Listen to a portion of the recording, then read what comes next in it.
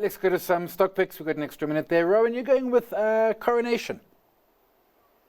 Yeah, so I mean, we were chatting earlier about some of the high flyers on the JC, including the platinum sector. So what we saw was Coronation came out with their latest AUM update, and in the last quarter up to the end of June, their assets under management went up 9%. So that gives you an idea of the underlying performance that they're seeing as a result of exposure to some of these shares.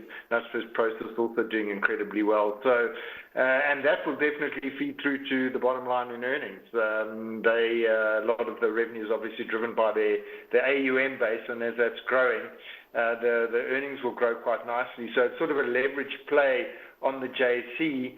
The share price is cheap, sub 10p with a very high dividend yield. It's been 10-11%.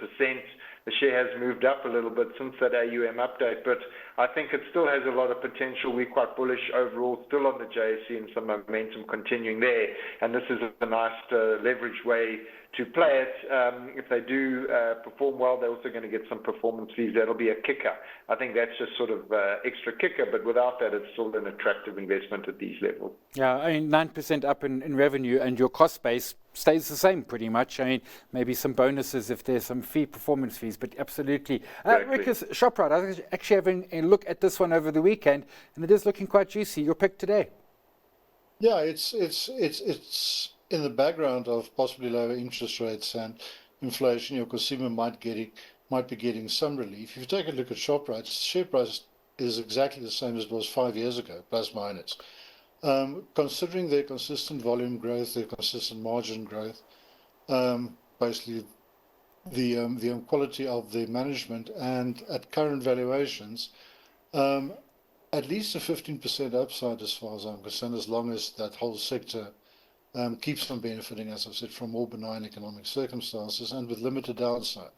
So technically it doesn't look great, but it looks good enough if you are looking for an entry into your consumer side of things. I don't think Shoprite, as the leading company in that sector, is at a terrible price to actually start buying some. Yeah, and certainly, I mean, they are the giants in the room in many sense, and they sort of flex that muscle all the time. That's all for Stock Watch today. Thanks to our guests, Ricus Reeders, PSG Hole and One Ruimsig, going with Shoprite, Rowan Williams, Nitrogen Fund Managers, going with Coronation. Up next, the close. Stay watching.